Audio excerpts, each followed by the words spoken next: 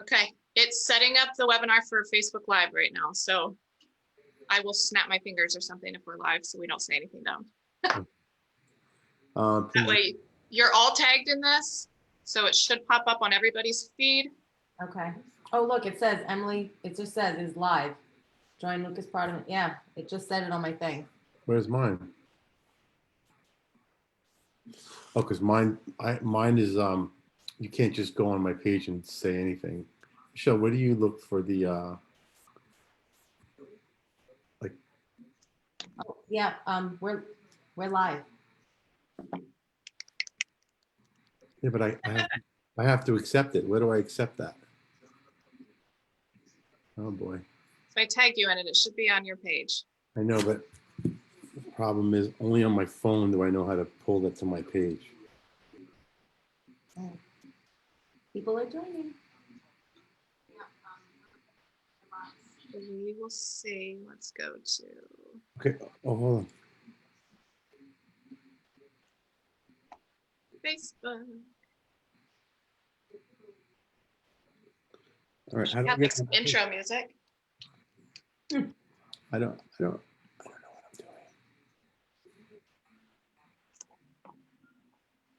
But I don't see it on my page. That's weird. Oh.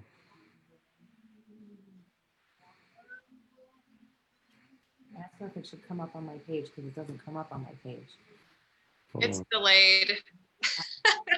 I can see it live on Facebook, like on my page, but it's delayed. Like I'm gonna go to your page and just share it to mine. How do I find you?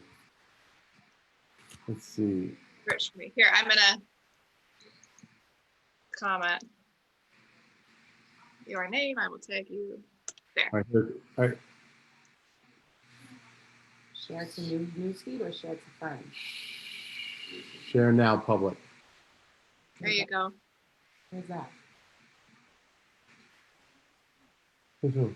What do I do? Share. Oh, share now. Top. Okay. Lucas, I just saw yours shared. Unshared? Yep.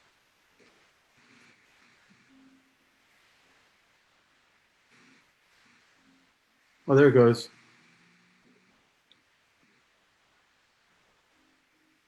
We're delayed.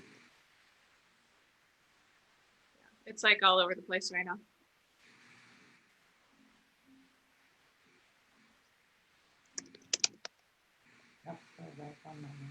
All right, it's online. And then we'll just wait for some people to come on. But I don't hear anything. Oh, that's why. We're delayed. It's like all over the place right now.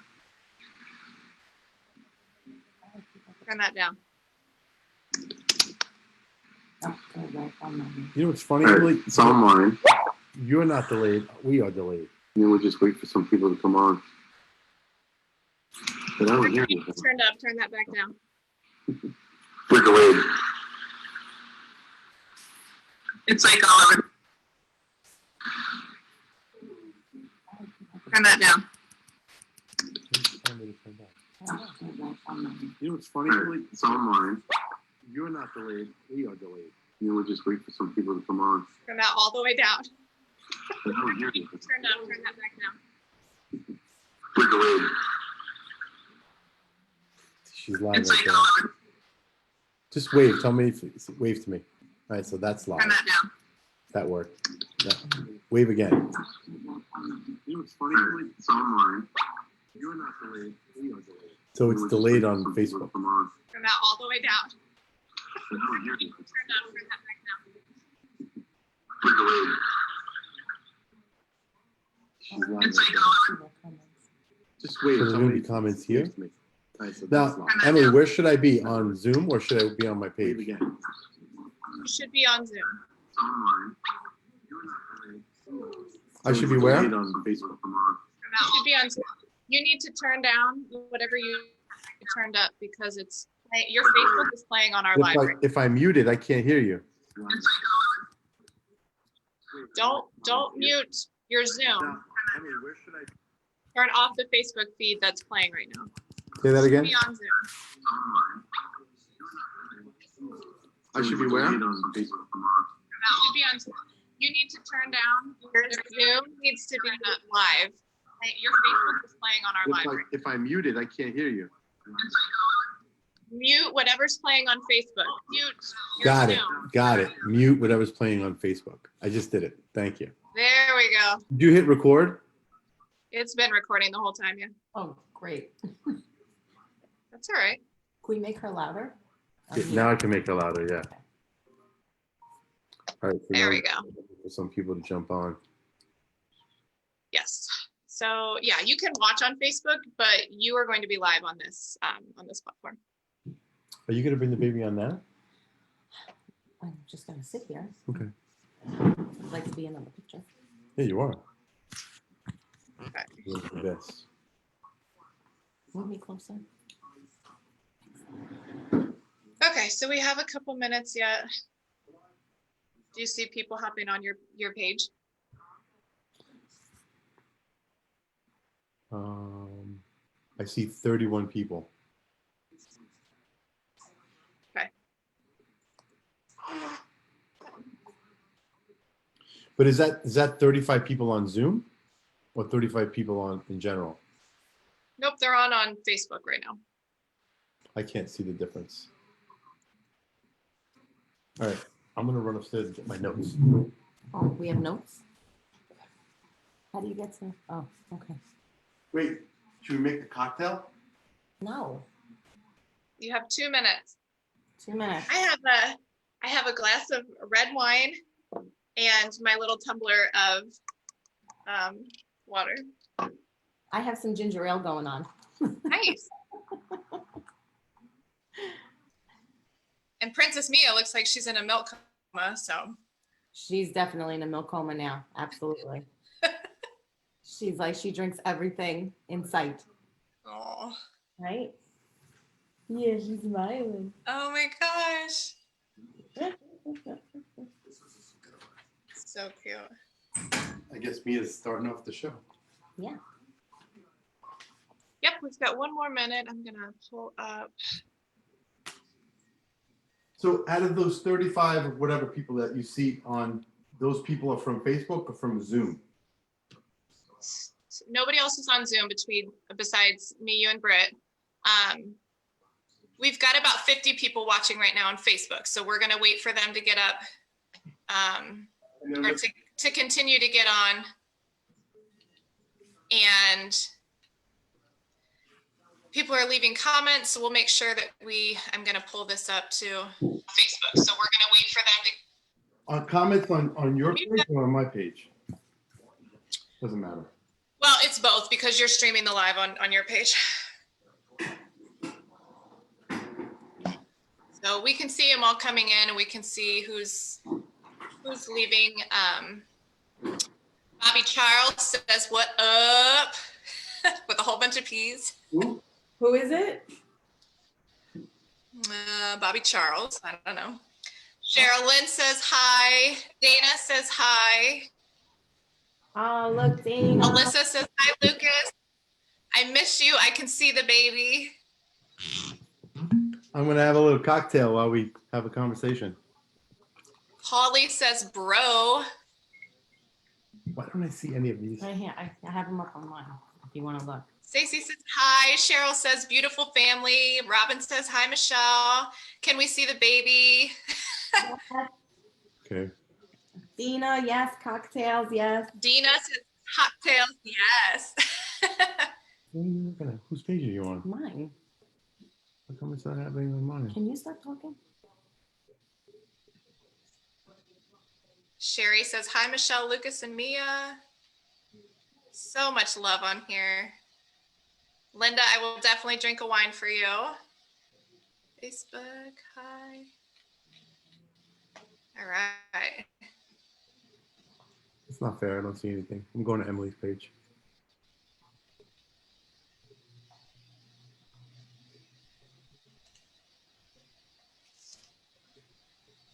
Adrian told me to stop. Okay, Yeah, thank you, Adrian. 7 o'clock. You ready to rock and roll? Do we have a decent amount of people on here? So we have, oops. Yep, okay, sorry. 51. That's like. Go back over here. We have 51 on Facebook right now hanging out with us. Oh, wow. All right. Give it another 2 minutes. I just want to, Okay. because a couple of people asked me to. All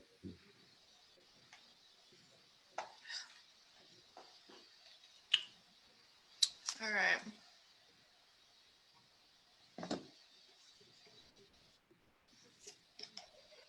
Pull this closer.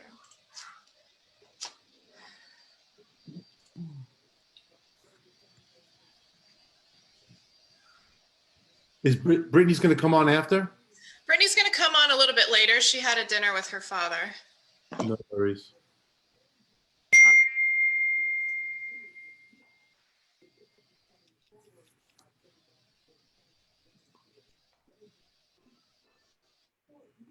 Hi, Jen. Okay, cool. A couple people that said they wanted to come on, so I'm just waiting for them to text me, and I think that they're on. Angela's on. Hi, Angela. The last time I did anything like this was with Angela, and she had a whole production crew. So Oh, yeah. I feel like we're doing this without a parachute. A little bit, yeah. Yeah, well, when it comes to the technical side of it, but I think we'll be good. All right, it's funny. I went to look at my notes, and I didn't have any. Remember how I was just like throwing things out? I'm like, I'll just wing it. Took plenty of notes. Yeah. All right, cool. So I think we could start. You ready to rock and roll?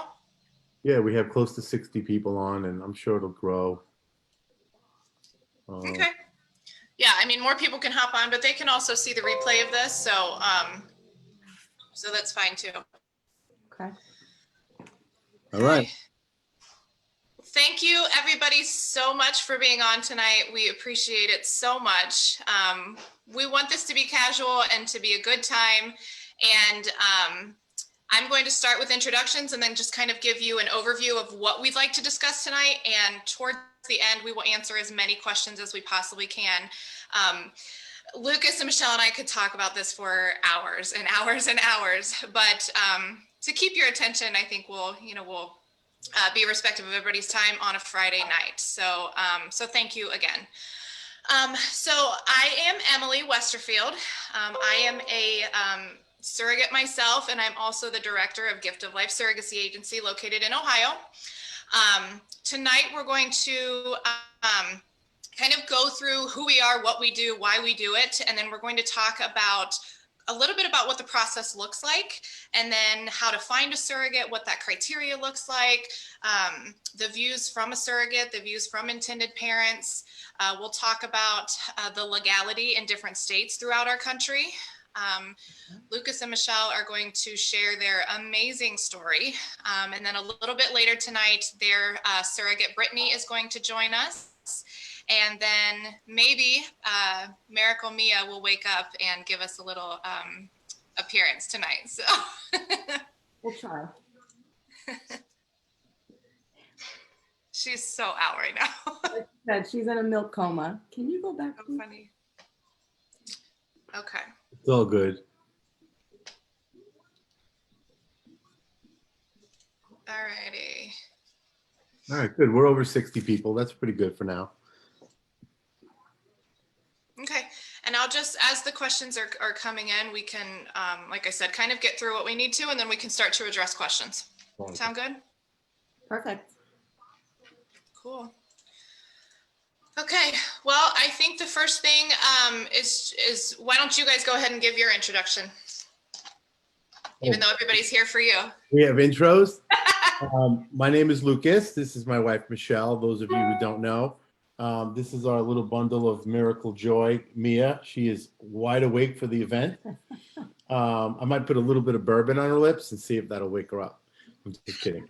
I thought it was, well, first of all, the support and the outpouring love from everybody, people I know for years and people I've never met in my life. It's been so overwhelming, and I thought it was super important to bring some, just to shed some light on this topic that we had no idea what it was before we got involved. So in order to give back to people out there that might be stuck in a bubble of fertility, and going through what we went through, especially what Michelle went through physically and mentally, it should be talked about, I think, a lot more. And it's important that we put it out there, and there's a lot of people interested. I have hundreds of questions from my DMs that I couldn't even keep up with answering them. So I thought this would be a great way to come on. And I did promise everyone that I would tell the story of Mia and how it all came together and why. And this would be an awesome way to do it on a Friday at 7 o'clock. And I got a lot of great responses. And I don't know how to shut up, so I'll stop now. And Michelle, that's Mia right there, Mia Scarlett. And tonight we're gonna make my wife actually speak and talk about stuff. So this should be fun to like. I'll take the little back seat and let Michelle tell Right. some of what she wants to share with you guys, because ultimately this is a super personal story. But like I said, if we could just help one person get through what they're going through and what we went through, I think we've achieved what we want to do. And I have a feeling there's a lot more than one person that can relate to infertility, can relate to just having difficulty and issues with having babies. And it's much, much bigger than we can ever imagine how many women out there suffer from some sort of infertility, and what kind of steps they can do to get a beautiful baby in their life. So, but we'll talk about that later. And so that's my intro.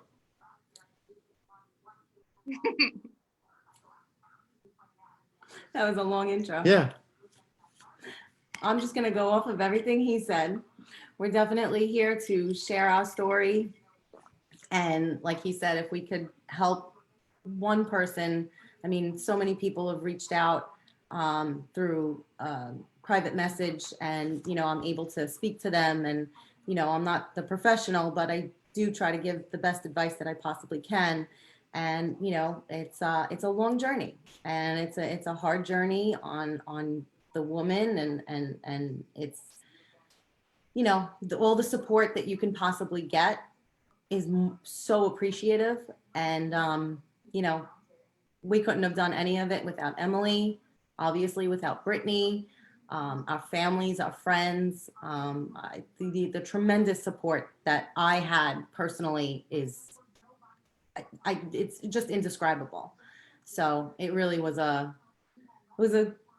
scary journey, but it was good. It was good. It all worked out in the end. Mia, what do you have to say? No. No. Not getting anything. So let's just dive right in a little bit to the process and how it works. So if you guys want to start with just, you guys went through a journey alone before you even met me, before we even connected. So why don't you talk a little bit about just how, what your story looked like up until the point where you decided that surrogacy was the route you were going to choose? You want to go? Or you want... I could start and you could chime in. Okay. And then you could walk Sophie. No. So basically, we tried to have a baby like the first year of our marriage, which was in 2014. And we had a couple of miscarriages. They were, not long at all. They were like... No, they were early on miscarriages. Yeah. And we just thought they were just normal miscarriages. And then we decided to try, if I mess up, you jump in. We decided to try IVF. No. See what I mean? There we go. We decided to go see a fertility doctor, and kind of speak to a fertility doctor and see where we have to go from there. And obviously the group that I was with, they were very into the whole, well, let's find out if there's any issues first before we dive into anything else. And, they kind of did like their detective work. And, so everything came about, and had some fertility therapies and maybe some outpatient surgeries. And, we did IUI, which is also insemination. So we did, right? We did one one, intake. one insemination and it didn't take. So we went to the other insemination and, along the lines, we find out something, there was I don't even want to call it a complication, but there was kind of like a rock in the road. I was diagnosed with endometriosis. So I had to have some sort of surgery for that. And then we did a surgery and went to the second IUI, which took, and it was great. With the pregnancy was going along great, and I was what? You can take it along from here. Oh, so the second IUI took the insemination process, and we were pregnant, and it was amazing, and we were excited, and we ended up doing a huge reveal party, which 10 years ago there were no reveal parties. Now everybody's doing reveal parties. So we jumped on the bandwagon and did a huge reveal party, and we found out it was a boy, and we were super excited. I think I was a little more excited that it was a boy, and she was 5.5 months pregnant. It was 23 weeks pregnant. And we went to see the doctor with both our moms that day. Yeah. And the doctor came in and he just didn't look right. And he was like, He seems concerned. concerned. He's like, I'm concerned about something.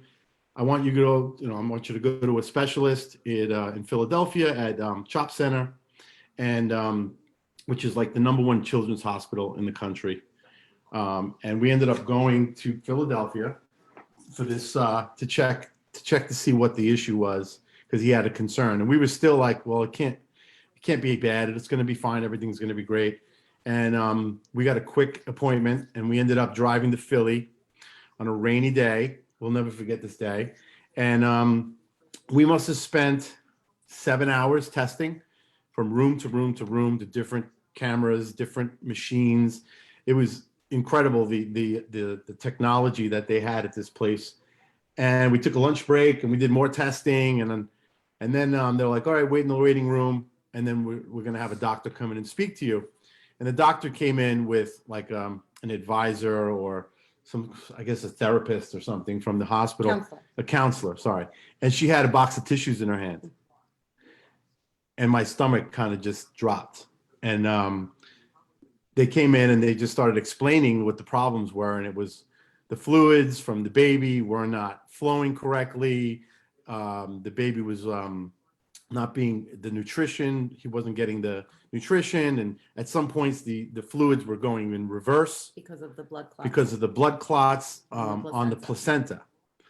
And we're looking at the doctor like, okay, and how do we fix this? And the doctor basically said, we can't fix this. Like, we have to terminate. And this is very difficult. And all I remember is like hearing this piercing whistle. Like I couldn't hear anything. It's like in the movies, when you have this sound in your head and you're like, nothing else in the room I could hear. And I'm like, what did you say? And sure enough, the bottom line was that Michelle's life was in danger as well with the condition. And if they didn't terminate soon, that it can really affect Michelle. So pretty much the worst day of our life.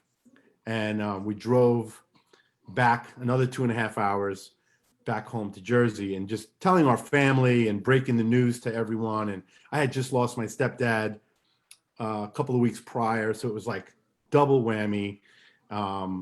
It was super sad. And so of course we were crumbled, we were shot. We didn't know what to do next. And it was probably the most difficult thing that any woman can do, especially, my wife is obviously, she's pro-life. And it was a very difficult, painful experience to go through. And I don't even want to get into like the details of it, but it was horrific. And bouncing back from that was so difficult. And mentally, was the physical part was rough, but the mental part of what Michelle was going through. And I say Michelle, and I don't say me, because I was going through my own thing, and it was definitely difficult. But what she went through mentally, it was like a zombie in my life. I didn't recognize anything about her, and neither did anybody else. And it was super, super tough. And you know, we got through it. Family, friends. It was like a funeral in my house for months. Flowers and food, and it was crazy. So after that, we decided that we were going to try again, and basically went back to the doctors and said we wanted to try again. And Michelle ended up doing another round of IVF. And I'll never forget this, because I was traveling for work in South Florida, and right before I left, she had done the transfer, right? Not the transfer, the IVF, the embryo. Yeah. Right. And I was pretty positive about it. I'm like, this is going to work. We're going to be good. And I was in Florida for like 3 days, and she was still testing positive, right, for pregnancy. And then her sister called me because I knew she had an appointment, and she just said, get on a plane like right now, which obviously she lost the pregnancy again. So basically we had so many disappointments, one after the next, after the next, after the next. And basically Michelle looked at me and she's like, I just can't do it anymore. I'm done. If you want kids, like I just can't do this anymore. It's too much on me. It's too much on us. I mean, it's a lot on a marriage as well. It's not just that personal pain. It's a lot of stress on a marriage, especially when the both of us want children so bad. So, you know, we've already been married 3 years at that point. And we had lost the big pregnancy in 2017 in January. So it was early 2017. And then we kind of took a break. She needed a break. She needed a big break. And I thought the break was going to be forever, because honestly, like, I didn't blame her for wanting to just give up. It was one of those things that maybe it's just not meant to be, kept going through your head. Well, maybe it's just not meant to be. So we waited a while. We didn't talk about it for a long time. Every conversation she would have with anybody, when are you going to try again? When are you going to try again? Oh, when are you going to try again? You guys going to do it? And it's like the last thing you want to hear from people. But, you know, everyone's trying to be friendly, and everybody wants to see you happy and have children and everything. So we took a big, long break, not talking about it. And then we decided after the doctors had told her, if you want to explain kind of like what the... So there's a couple of issues, I mean, you know, that I did have besides the, apparently my blood clots while I'm pregnant. It doesn't clot any other time, but unless I'm pregnant. That's at least what I'm told. There's also something that's called natural killer cells. Everybody has them. They fight off infection and inflammation. And when you become pregnant, these natural killer cells border the fetus to kind of serve as soldiers to fight off the infection and inflammation. And because I have so many of them, it becomes an autoimmune disorder, because the ones that don't have a job to do, they kind of fight each other, and they kind of, you know, usually most of the time get through. My body, excuse me, my body also doesn't break down folic acid as it's supposed to. So taking a folic acid vitamin would do nothing for me. I would have to get some sort of, these were more injections. And then they were talking about lipid transfusions, because they wanted to take out all these natural killer cells and only put in what I needed. And that was twice a week for 10 months. And lipid transfusions is literally a blood transfusion done in your home by a nurse for 10 months. And every time we'd sit in front of a doctor and hear, like, you could still get pregnant. You can still do this, but you have to do this, this, this, this. Your insurance doesn't cover this, but it does cover this, but it doesn't cover this. And it was like, our heads were spinning. And you only had a 50% chance. But there's a 50% chance that it's going to work.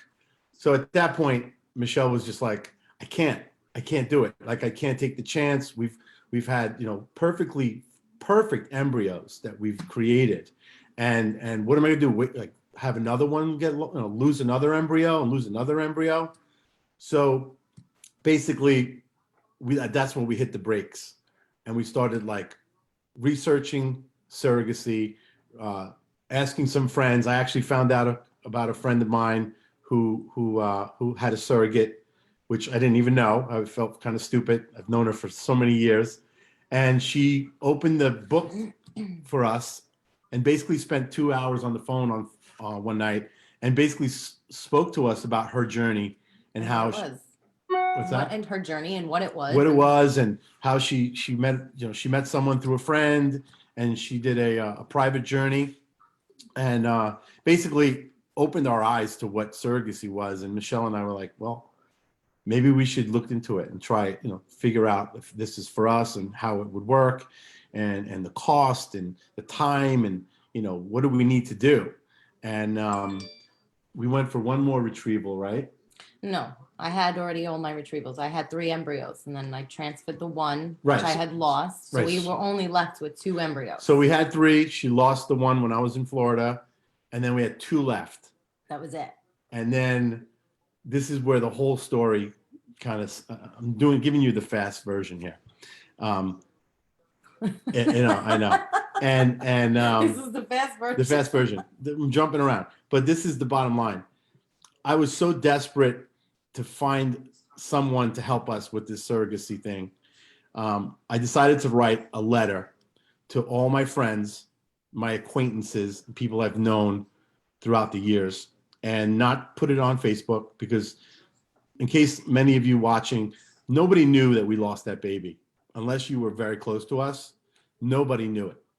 People to this day ask us how our son is.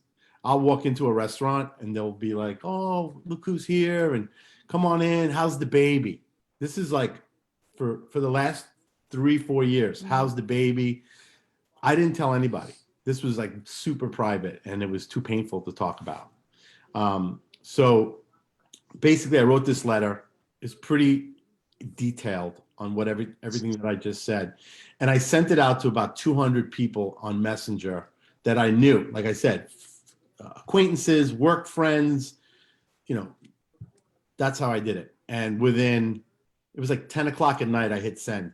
By 11 a.m. the next morning, a friend of mine, I had so many messages. A friend of mine named Alan Dalton, which I will say his name because without him, I wouldn't have met Emily. Yeah. Alan Dalton's an old friend of mine. And he was like, I want to help. How do I help? How do I help? And my phone was ringing all day. Everybody, I know somebody. I got a friend in Texas. Talk to this woman. She's a surrogate. So like I opened up these gates, like I put it into the universe.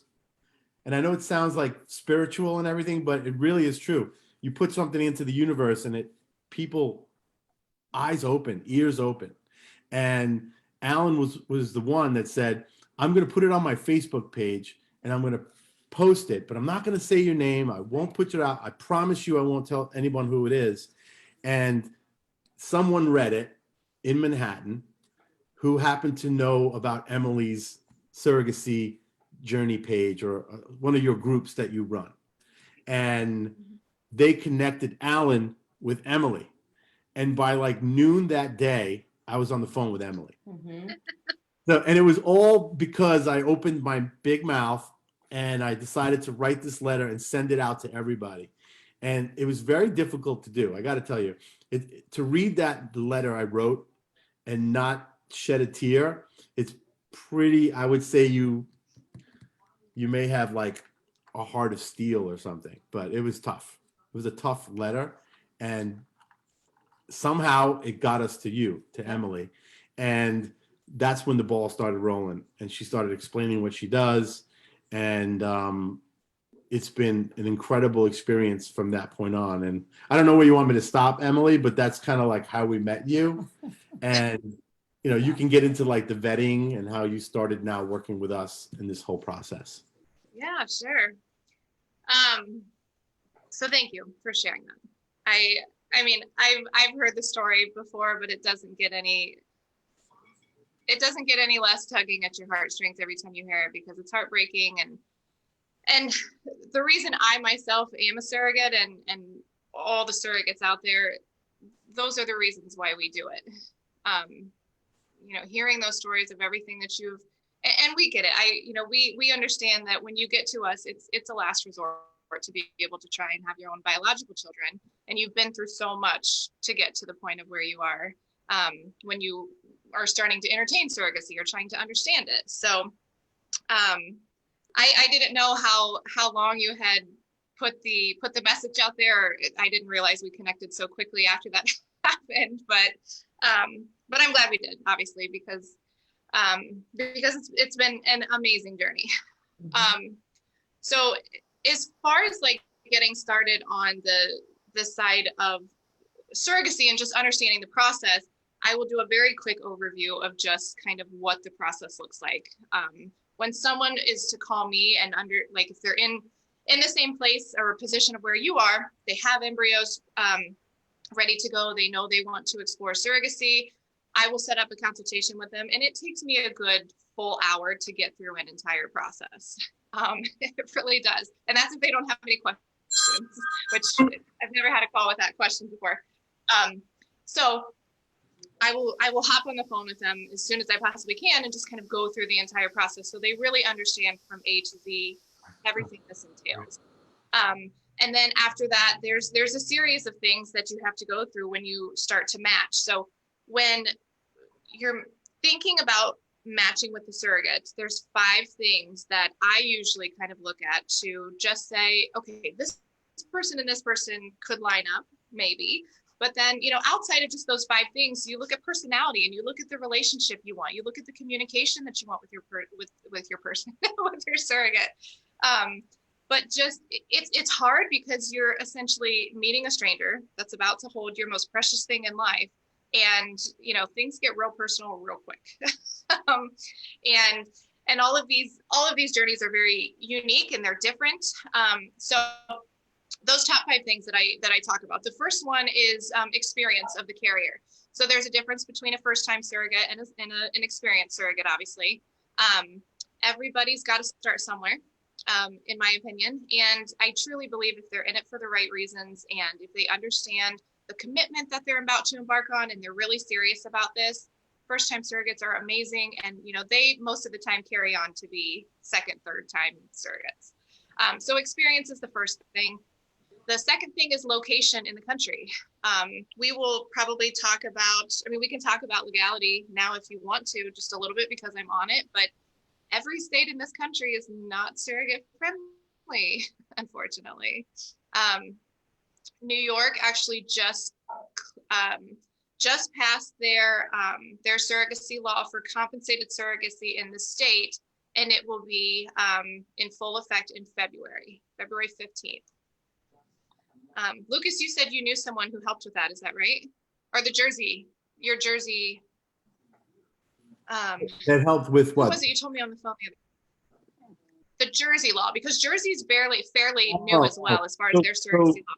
So the Jersey law recently changed. I don't know exactly when, but in the last few years, it became legal in New Jersey. Sure. Yeah. I believe Murphy made it. When he came into office, when Governor Murphy came into office, I think that was like one of the first things he had done, because then New York followed after. Yeah. It's funny because you don't think about it being legal or illegal, and it's one of those things where why would it be illegal, but you could explain why it would be illegal or why they deemed it illegal. And I just actually learned this a while ago, but Michigan is the only state in our country that actually criminalizes surrogacy, which is mind-blowing to me. But every other state in the country allows surrogacy in some form, but you're looking at uncompensated journeys, you're looking at adoptions, you're looking at things that gestational surrogacy, like in its shape and form, how it's supposed to be, there's other states that just don't follow. So Louisiana and Washington State, and some of those states, the laws are just very sticky. Nebraska is one. So there hopefully in the next few years they'll hop on the bandwagon sooner than later, but there are some states that it's just not friendly for surrogates to live in. And I should be clear too, it's actually where the surrogate lives, not the intended parents. The intended parents can live anywhere in the world. The laws come down to where the carrier actually lives. So location is the next one. And then medical insurance is a big piece of this. So a lot of the medical insurance companies will, some of them will allow surrogacy to be covered. They call it a surrogate friendly plan. So it covers the prenatal care, it covers the labor and delivery, but then there's some providers that will not cover surrogacy, and there'll be exclusions in their policy or their summary of benefits somewhere that says that they will not cover this. So that's something that when we're talking to intended parents, they need to understand that if they want to match with a surrogate who doesn't have insurance, they're going to be responsible for purchasing a plan on her behalf. Now, during open enrollment period, it's very possible and it's more feasible than outside of open enrollment period. Those plans are massive. They're anywhere from about $20,000 to $30,000, and they're substantial. So insurance is something that we look at as far as matching as well, what the preference of the parents are. And then the number of embryos that they're transferring. So whether it's a single embryo transfer or a double embryo transfer. And then the final piece, and I always hate to talk about this because it's such a heavy topic and it's so sensitive, but I really need to understand what the intended parents' views are on termination and selective reduction. Could you explain what selective reduction is? Yeah. A lot of people don't know what that is. Yeah, of course. I think that's the we weren't ready for that kind of question. That one out of all of them, Yeah. we were not ready for, and we were like, and we didn't even know what it was. We were like, what is it? And they told us. We were like, oh, Having this conversation was the worst. with Emily was one of the most awkward Or conversations. anybody we And even interviewed. even before we met Emily, there was friends of ours that introduced us to women that had been surrogates, and they called us, and it gets really uncomfortable because you talk about certain things and views, and a no term. No, don't let her do it. Let her do it. Go ahead, let her do it. It's okay. No, obviously you do it better than I do. Well, termination, just as, just like it says, and obviously nobody wants to be in this situation ever, but I really need to understand that if there were a physical abnormality, a chromosomal abnormality, Down syndrome, if the pregnancy was life-threatening to the carrier, if the fetus wasn't deemed viable after birth or at some point during the pregnancy, would you choose to terminate that pregnancy? And so if you do, if your views and your beliefs are that you want to terminate a pregnancy, I have to find a carrier who is willing to have that procedure done to her body. And, on the same page as you to be able to have you make the decision, if that were to come up, respecting your wishes for what you want to do with the pregnancy, because obviously it's being done to her body. Selective reduction means that let's say you transfer an embryo, or you transfer 2 embryos and it splits into 2, 3, 4, however many. I knew a girl in one of my surrogate groups who transferred 2 embryos and got pregnant with 5. Yeah. So in that situation, and this is on both sides, what would the intended parents like to do? Are you okay with having 5 children all at once? And same thing with her. Is she okay with carrying 5 babies? Obviously the risks of multiple pregnancy goes way up. And it's just, like I said, it's an awful subject to talk about, but it absolutely needs to be talked about way in advance. And when you're looking for that person, so you can be on the same page. All of this information also goes into your legal contracts, your direct agreement between the parents and the carrier, just so if anything were to happen, you guys had talked about it. And I'm not going to say there's not going to be any emotion, or it's not going to be weird if it were to come up, but you did discuss it, you talked about it, you agreed upon it, and now it's in that agreement between the 2 of you. So those are the planets have to align with your surrogate, with your intended parent, because you could be like, oh wow, we love her, or we love them, and then the one thing throws it completely off, and now you don't match. Right. So it's super important. It's a very awkward conversation. We've had numerous of them. And I remember when the first time we had the conversation, we like looked at each other and we were like, do we have to answer this right now? Like in front of you? Like it's heavy, but obviously this person's going to carry your child. So you have to be on the same page, like cross your T's, dot your I's, and everything that goes along with it, because it's a big deal. So that's a great point. Yeah. And so when I am having a first initial conversation, you know, they don't have to be set in stone at that point, but it kind of gives me a good understanding, like, hey, I need to talk to you about these things. You two need to talk about these things together. So number one, you are both on the same page.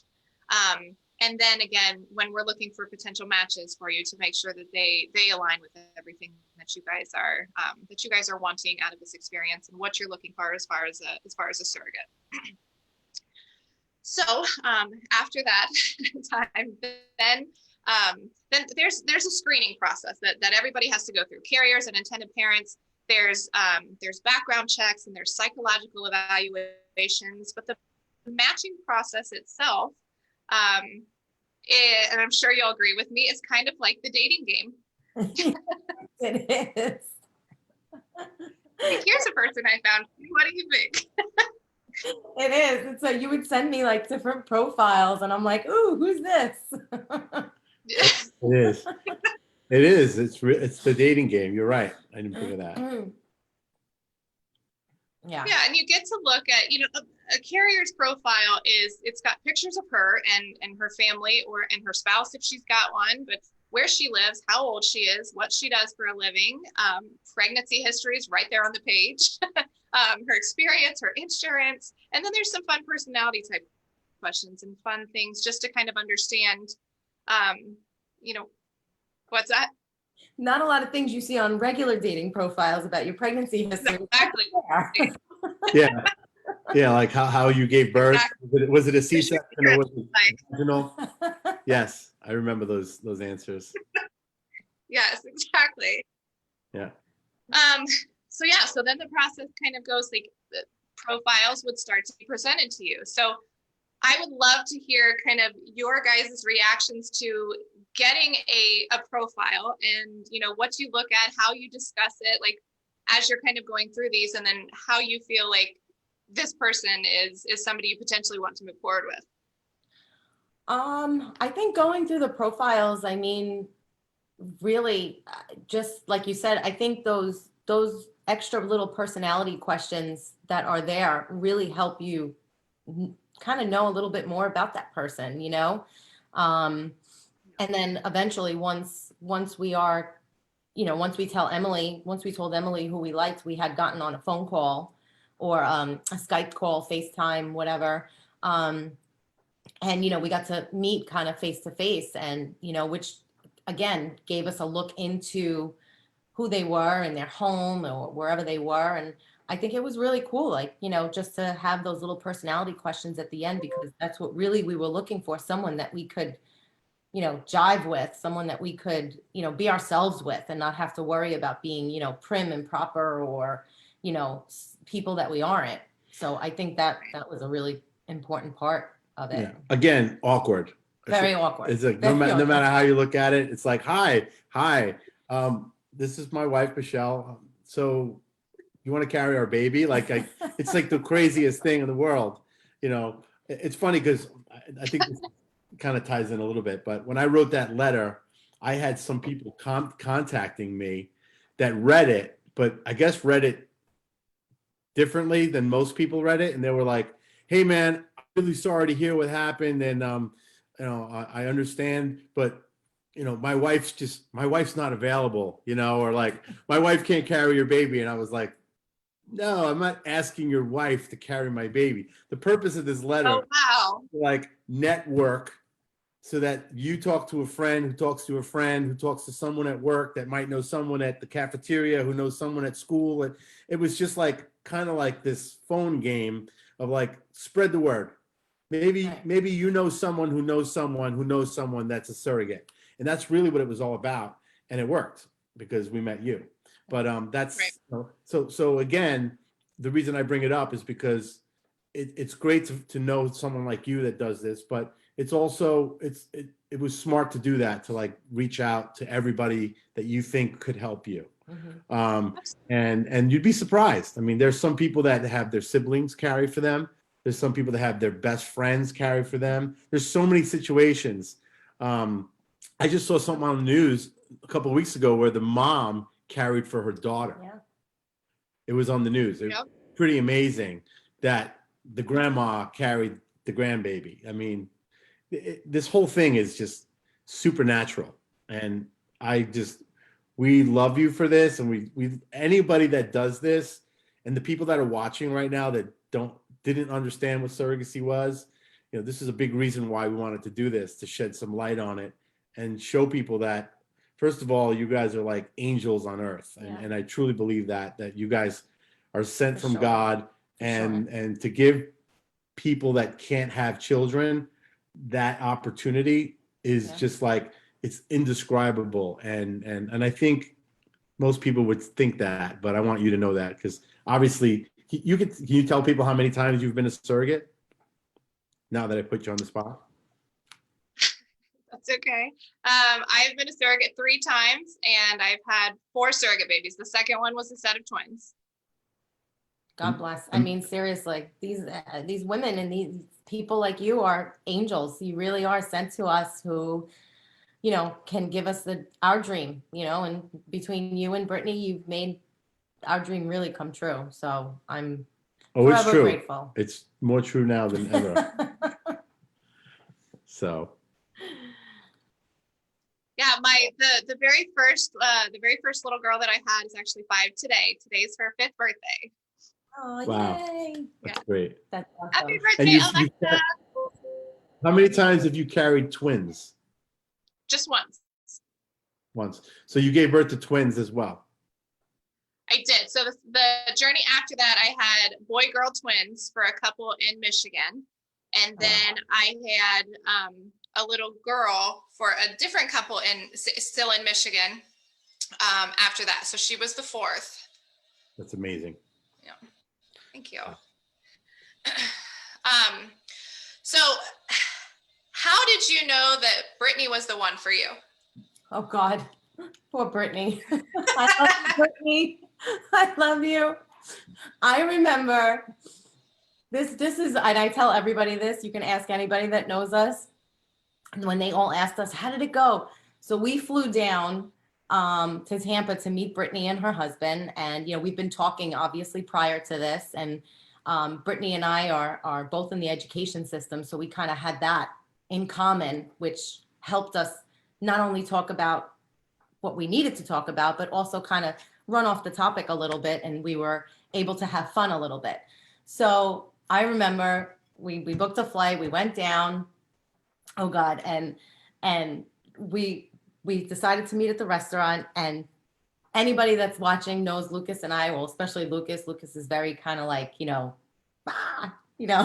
out there. And we're both kind of like that. We're both like loud and fun. We're New Yorkers. Staten Island, Queens, Long Island. So yes, we talk a lot, or we have a big mouth and we're loud. We're from New York. What do you expect? It was pretty interesting though, because we walked into the restaurant and we stood up, said hello, nice to meet you. But we walk in and we're like, hi, we're so nice to meet you. And we're like hugging, and she was like, oh God, who are these people? Yeah. I was like, I'm so sorry. Just so excited. I think her husband. I feel so bad. I love you, Brittany. I think Akeem was a little upset that he sat next to me that night. Totally upset. I completely chewed his ear off. And I just remember him, like, his eyes looking up at me like, this guy's still talking. But the beauty of it was that we were just being ourselves, and we were just going on, and she kind of had an idea that the business I was in, and she had a couple of questions, and of course Michelle was like, please don't talk about music, like, and it was like quick, but of course music came up. But we definitely had a great dinner. We had an amazing time, and then we walked around this outdoor mall for like a good hour or two, and sparking conversation, and again, awkward. It's from the very beginning, like all these little steps are awkward because you have to get to know these people, and they have to get to know you, and you got to kind of mesh, and it's kind of like that. I don't know when you asked it, but you're like, so do you want to carry our baby, or are you interested? Because you're still sort of dating. You're kind of going through that dating process, and that's what that was. We were dating, and then I think, did we come back to see them again?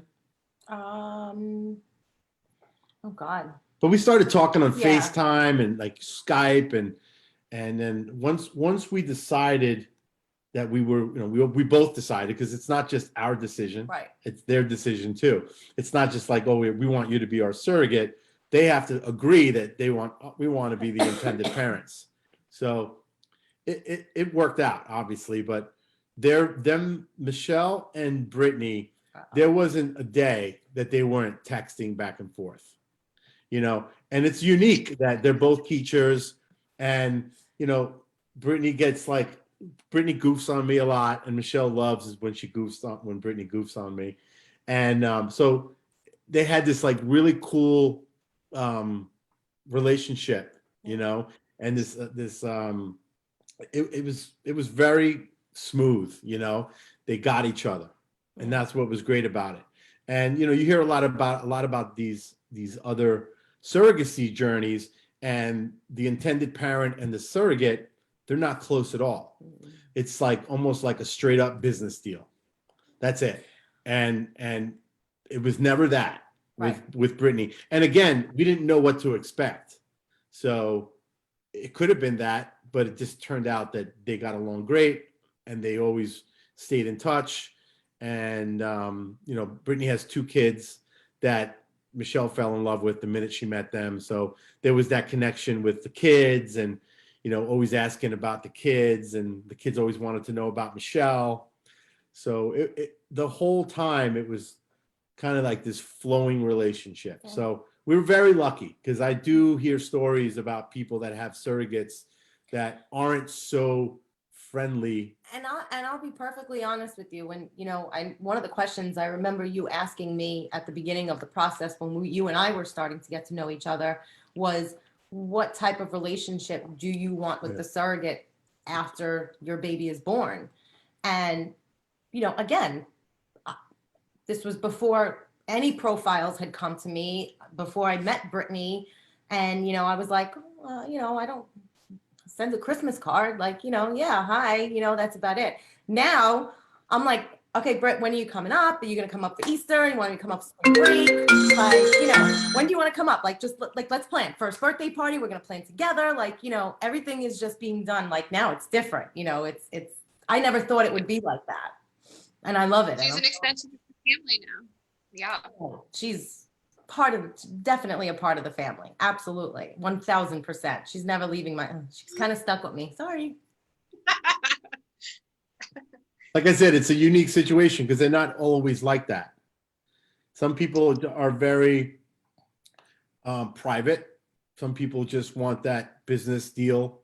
Here, XYZ. Thank you so much. You changed our lives. Peace out. Right. And I didn't know where we were going with this, because I don't think either one is right or wrong. I think it's your personality. If you want to stay in touch with a surrogate, if you don't want to stay in touch with, it's really up to the person. We just happen to be in a situation where, they vibed really well. So, yeah. So I definitely, Aunt Brittany's in the picture. Aunt Brittany. Yeah, I love that you just said that there's no right or wrong answer when it comes to that. There really isn't. And no, it doesn't mean you're doing it wrong. Yeah. If you listen, it's all about personality. I mean, I'll be honest. There are people that have approached me and said, "Why would you want to stay in touch with someone like that?" And I kind of like looked back. First of all, they don't know my surrogate. But they're not wrong for asking that. It's just everybody has a different personality. Some people are very straight up, like, thank you, we did the deal. My attorney, your attorney, This was the fee. And walk away. And walk away. Right. And that's okay too. So again, there's no right or wrong way. It's just that we're big people. I'm a big people person, and Michelle is learning to be a people. No way. She's learning to be a people person. So you know, I couldn't imagine just being like, "Thank you. I'll send you a picture of her when she's 10." Like, no, I didn't want to do that. No, sorry, Aunt Brittany. You're helping plan the first birthday party. Get ready. Oh, okay. So matching, after that obviously comes legal. You hop into your legal process and getting what's called a direct agreement. So these contracts are pretty massive, right? They're anywhere from about 40 to 60 pages long, and rightfully so. I mean, everything that should, would, could happen in this journey goes into this puppy. Yeah. So each party has separate attorneys, their own separate representation, attorneys that specialize in reproductive law. And the process of just getting the agreements done usually take about 3 or 4 weeks. It's not something you read over and you sign. There's quite a bit of back and forth. There's questions. There's changes that have to be made.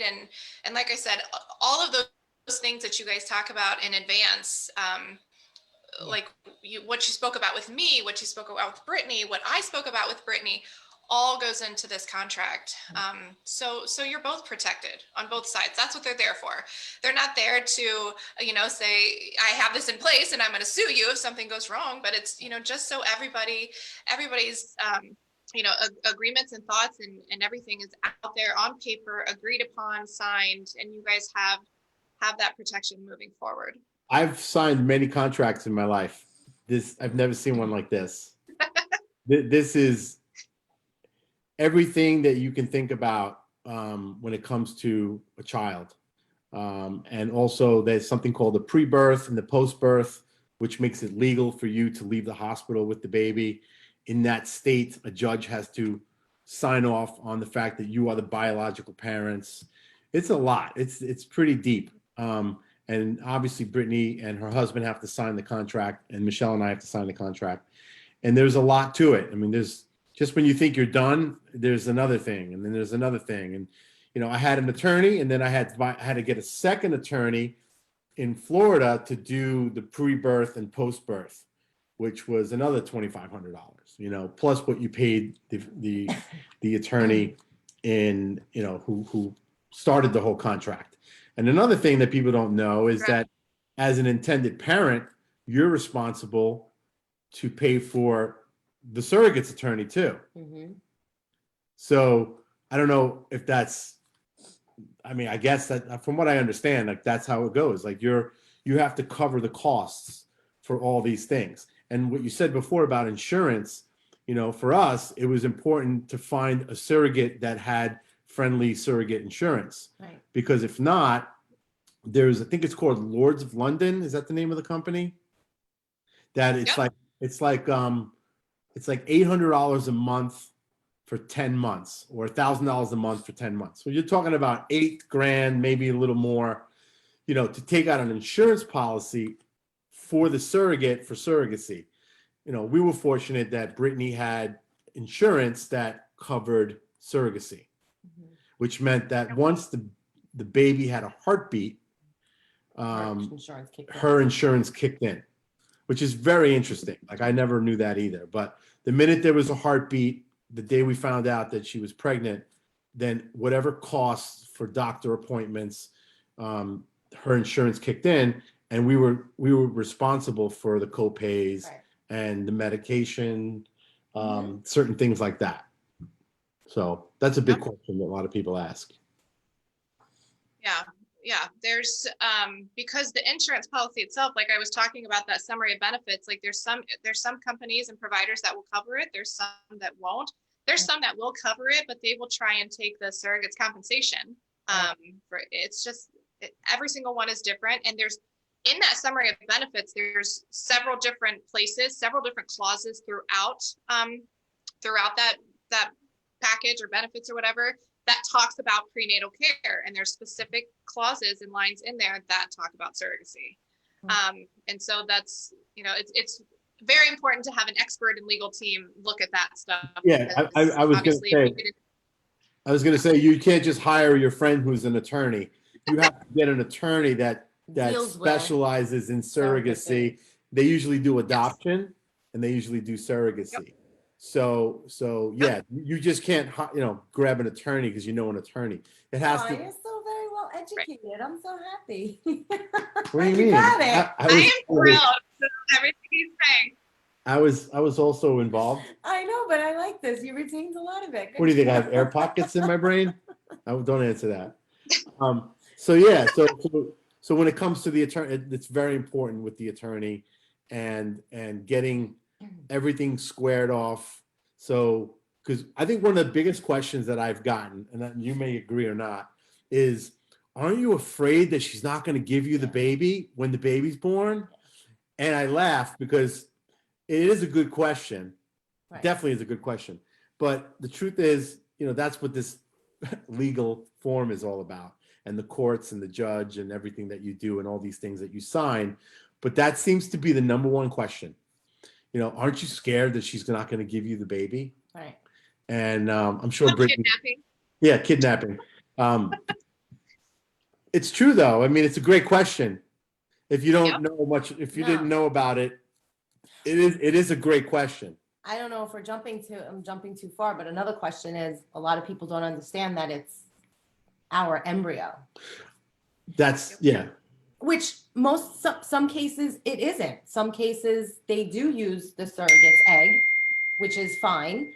But in most cases, in our case, it's our embryo. So it's all DNA from Lucas and myself. So, but that was a lot of. Yeah, so we can talk about the two different types of surrogacy. So there's a traditional surrogate and there's a gestational surrogate.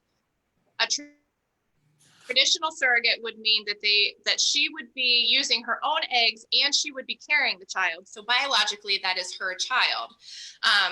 Gestational surrogacy is she is just the carrier. Now, your embryos were created of Lucas and Michelle. But like you said, that's not always the case.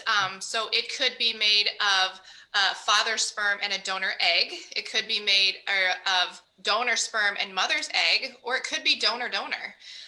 There's so many different possibilities and ways that, that embryos can be created.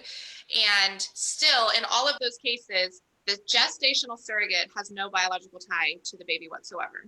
Our agency specifically only works with gestational surrogacy because traditional surrogacy laws are pretty iffy. Well, I'm sure. And another thing that people bring up a lot too is they can't, and I was one of them. You can't wrap your head around the fact that she's carrying your embryo. It's your DNA. But if she's, I like when people say she's baking the baby for you. How does the baby not have the DNA or any of the whether it be blood type or anything to do with the surrogate? Because the surrogate is feeding that baby through the what is it? I'm bad at this stuff. I failed at science. The umbilical cord. Yes. The thing that I cut at the so a lot of people don't understand, and I was one of them. Probably still don't understand. How is it that the baby is fully our DNA when she carried the baby and she fed the baby through her system, through her body? Dr. Emily. Science is unbelievable. Yeah. Science is definitely unbelievable. I remember as a kid hearing about test tube babies. And I remember seeing it on the news, and I remember watching this whole thing about test tube babies and the Petri dish, and they were mixing the sperm with the egg, and it was like, wow, like that's the craziest thing on the planet. Like that'll never work. And now there's millions of kids in the world, probably adults at this point, that are test tube babies, if you really want to be technical about it, that were created in a petri dish. So people that are watching, you know, they wonder how this all works. And it's like you take the man's sperm and you take the woman's egg and you fertilize. And here I am making an ass out of myself. But the truth is, a lot of people don't know. They don't. People ask me all the time, how did that work? How did you do it? How did she get impregnated? What's an embryo? Yeah. I may have maybe some dumbass friends, but I've had that question. What's an embryo? How does an embryo get made? And I have to explain how an embryo is made. So there's a lot of times people don't understand that surrogates have to go through IVF. I mean, just like Michelle did. Yeah. They take go through the same medication protocol and the same steps and shots in the ass and bunches of pills. Those hormone shots. Let me tell you. Go ahead. She could be you know what, plenty of times. But those hormone shots turned her into a complete monster. It's no joke, those hormone shots. And the needles are huge and they're painful, and they not only when they go in, but when the medicine is going in. And I had to like administer the shots to her, and Brittany would probably be we'll say it even more. I mean, Brittany and yourself and the stuff that you have to do to prepare for IVF. She's like, yeah, let me guzzle some more wine. But the truth is, it's painful and it's uncomfortable and it's amazing. Guys, if you're listening, what women go through to have a baby and to get their body ready for an IVF transfer, it's no joke. I don't think men could handle it. And I know I couldn't handle it. So there's a reason why women are the strongest species on the planet. Oh, thank you. Definitely. Thank you. Well, there's no way men can handle that. No shot. So. Yeah. The process normally because after the legal phase, like we talked about, that big contract takes anywhere from 3 to 4 weeks to finalize. Then you move on to the clinic phase. Like every single part of this journey happens in a phase, and everything has to happen at a certain time before something else can happen. So after the contracts are drawn up and finalized and signed by all parties and notarized and filed with the courts and filed with everything, then you get to move on to finally working with the clinic and starting the medical process.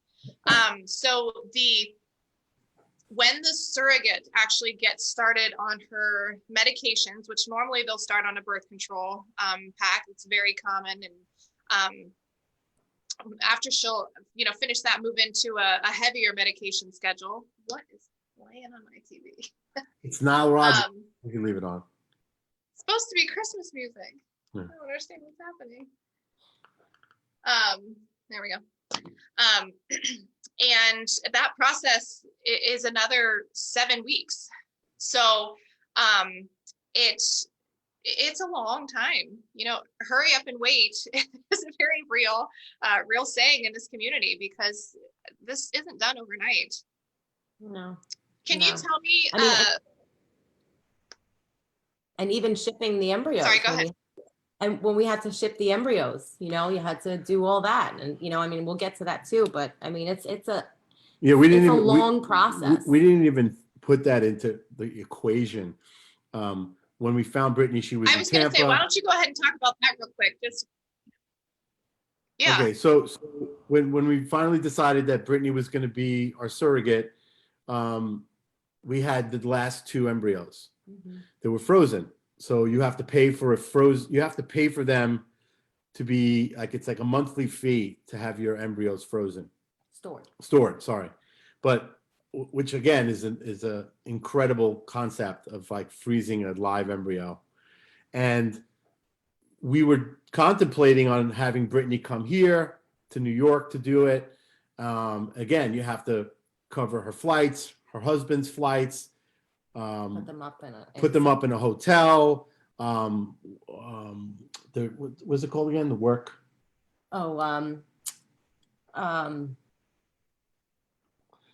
If they miss a day of work, what's that called again? I forget. Lost wages. Lost wages. Thank you. Lost wages, for her and for her husband. So I started doing the math, and I was like, holy crap, just to get them here, that's expensive. Like that's gonna cost a lot of money. So then I thought about shipping the embryos to Tampa. And then we looked into that, and there was like 2 packages. One was like Cryostork. Cryostore. Company. One was like FedEx, regular FedEx company, which I've seen FedEx guys like have a bad day and just like throw packages into their trucks. And I'm thinking to myself, we have 2 embryos left, which we went through hell and back to get. There's no way that I'm gonna like have a FedEx guy handle my embryos to Tampa.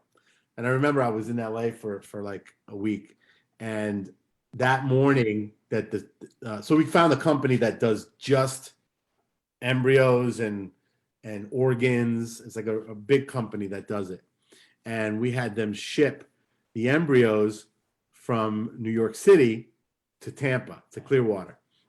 And I'll never forget that morning because I was 3 hours behind. So I woke up at like 4 a.m. and Michelle, because they text you an alert when they pick up your embryos, and then they alert you when the embryos are on the plane, and then they alert you when the embryos land, and then they alert you when and it was like the most craziest day. I was like on my phone all day. I thought that was going to be the most stressful part of the whole process, but it wasn't. But oh my God, it was stressful. That we kept talking about, like the day the embryos get shipped by airplane to Tampa, we're gonna like have a nervous breakdown, and we kind of did. Yeah, we were definitely uneasy all day long. But again, they do it every day, and they're great at it, and it worked out. So the embryos got to Clearwater, and then we flew down for the first transfer. no, And we weren't there for the first transfer. We were there for the last one. Oh yeah, you're right. Yeah. See that? So the first transfer. Do you want to get into the embryo? Yeah, you can do it. So there's 2 embryos. One was a really good, like a positive, like a really good grade, because they grade them. They grade them by letters and numbers, which I still don't understand. And then there was 2. So the one was definitely stronger than the other one.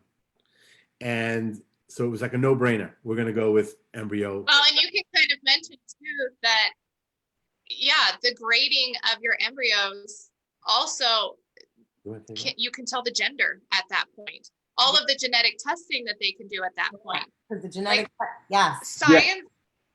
Science is crazy.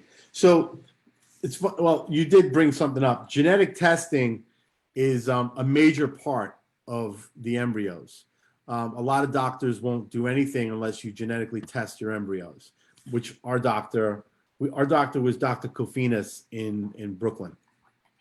And he definitely they have to grade the embryos, and that costs a fortune.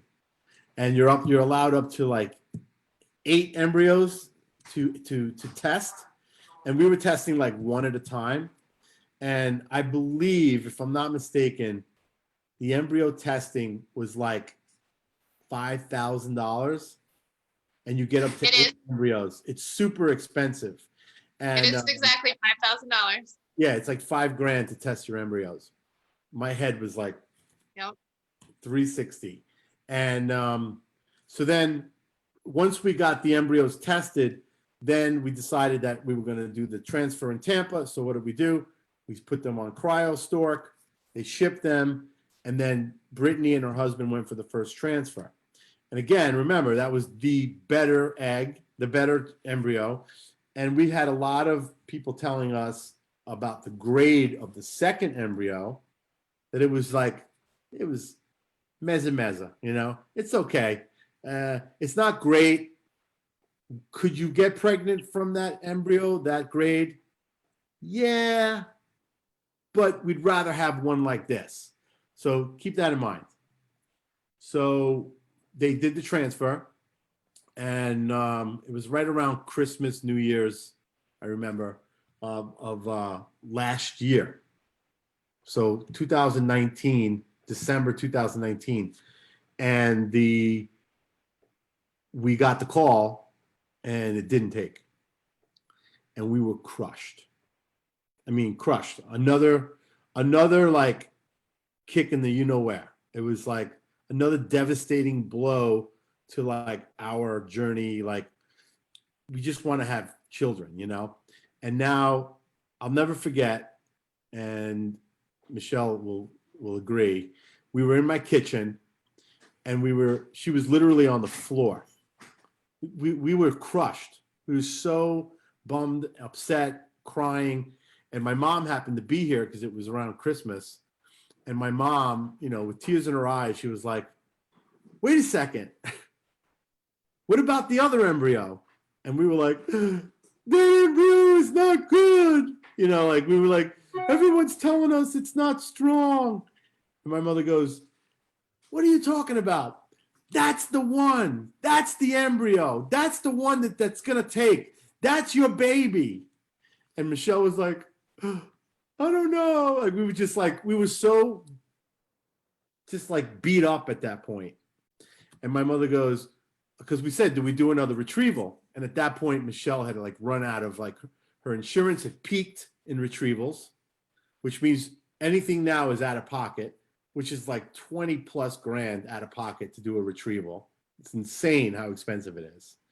And Michelle was like, I don't know. Do we wait? Do we get better odds? Do we go for another retrieval? Come out of pocket? And I'm like, holy crap! Like now we're gonna spend $20,000 on another retrieval just so that we could have better odds. And then my mom was like, you got to go for it. Something tells me this is it. This is the one. I don't care what the grade is. This is the one. And so we decided to go with that embryo, which I remember you guys calling me. I was driving home from the office and I remember talking to you guys about this, and you know, you were so torn on what to do. And oh, it was like the biggest decision of our lives. It's like, do we go for another transfer, which again, by the way, we paid for the transfer in Florida, which was expensive. I'm going to say $7 grand, 8 grand for the transfer into Brittany. And to do another transfer, even if it's a month later, they gave you a little break, but it wasn't really a break. It was still like 6 grand. I mean, it was still super expensive. So again, it's like, do we wait to have a better odds and have more eggs, more embryos, or do we go for the last one we have? And we decided to go with the last one we have. And I think you talked to us as well, and you gave us your opinion, and it was more like, let's go for it. Like my mom's attitude was, let's go for it. I think your mom said the same thing. Like, it's there. God has a plan. Let's go for it. And we transferred the last embryo we've had. That's it. We had 3, we had 2, and here was the last one. And the last one took. And the last one is Mia. So Our little embryo that could. the little Thanks to Brittany. Thanks to Brittany. I mean, and I remember when the first one didn't take, and Brittany felt so horrible, and she called us, and she's like, "I'm so sorry," and I'm like, "What are you sorry about?" And she's like, "I'm sorry. You know, I feel horrible because she had given birth to her first surrogate not too long ago. 8 months later? 8 months prior. And that one took, and it was a little boy. And then, like, you know, she was 1 for 1, you know, and then we did our embryo, and the one that was supposed to be the strongest embryo didn't take. So she felt bad. And I'm like, it's not your fault. Like, there's so many things. If any of you are going for egg retrievals, just don't listen to the grading process. Just go with what your instinct tells you and what your heart tells you, really, because obviously we have our little embryo that could, and you know, she wasn't the strongest of the batch. Why don't you tell everyone watching what you tell all women about eggs? What about my egg? About freezing eggs. Oh, this is Michelle's, like, she doesn't even have to know you well, and she'll tell you this.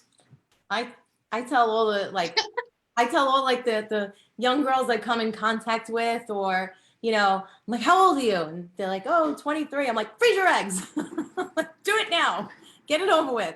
Just because you don't know what's gonna happen down the road, you know? It's not an easy process once you get older, you know? So, but I do tell everybody, you know, all the young little chickies I come into contact with, just if you can do it, it's worth it. It's worth it. I froze my eggs, but they were hard boiled. I think this is an amazing time to bring Brittany into to our Yes. yes. Brittany is I don't even know what to say. She's amazing. That's all I can say. And so is Akeem, her husband, Yes. for letting, her do stuff like this. Come on, Brittany, where are you? Somebody told All me right, Britt, that my glasses were dirty. I'm here. there she is. Where is she? There she is. Hi, Brittany. How are you? Have you been watching us and laughing at us a little bit? Listening to you talk for the majority of the time, you know? I love it. I love it. And then everybody wants to know why I chose Brittany. This is why. I love it. She gets it. She gets us. Love you, Luca. My glasses were really dirty. People were telling me to clean my glasses. This is cheers to everybody who has a drink in hand. And we're Oh talking man, I just finished something amazing.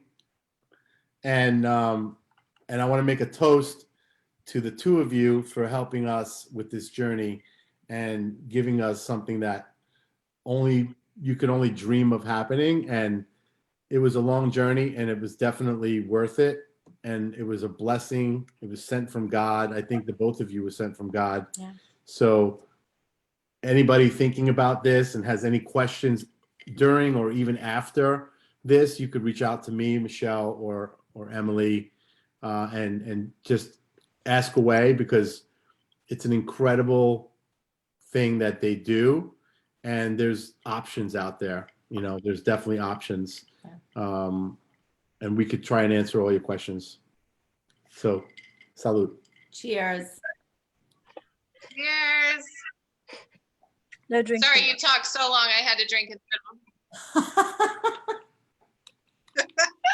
We get so well. All right. Brittany, thank you, first of all, for being here with us. I appreciate it. I know how much you're super excited to be on video with us tonight. Love you to pieces. Brittany and I have become so close throughout this, which it's not common that, I'm so super close with everybody that I match or have a relationship throughout this, but she has taken a little chunk of my heart, and I love her so much. She's become such a great friend of mine, and I know what an amazing woman she is. Lucas and Michelle, like they said, she's part of their family now, and I'm so excited that she decided to join us tonight. So B, if you want to kind of take it away and introduce yourself, and I guess just get started with why, just like I did, get started and share why you decided to become a surrogate. All right. Well, I'm Brittany. I'm their surrogate that they keep talking about. So kind of how it came into fruition of me being a surrogate. I think I was on Facebook one day and just scrolling, and an ad came up for an agency for surrogacy. And I was thinking, surrogacy, I don't know a whole lot about that. And I sent a message to my friend Tracy, lives in Illinois. She said, yeah, I know somebody that was a surrogate that just had a baby not long ago for somebody. Do you want me to have her call you? And at that point, I'm like, I don't know, much about it. I did research. And then I ended up being like, okay, I need more information, because, what you read online, it's just like the facts. You need to know, like, is this something I could mentally, emotionally handle, carrying a baby for somebody else and then, handing it over. She called me, I asked questions, and I was like, I really feel like I could do this, because I tried to put myself in the other side's shoes. Lucas mentioned that I have my 2 kids already, and I'm done with my family. And then I said to my husband, I said, can you imagine if we wanted to have kids and we couldn't, and I mean, I would be crushed. and going through all these hurdles and these obstacles and heartbreaks that Michelle and Lucas have gone through, I don't know if I could have handled that. So that's just when I ultimately found Michelle and Lucas, and we talked about their story. I just felt like I could absolutely do this 100%. Well, I skipping ahead a little bit. So they mentioned that I was a surrogate, before.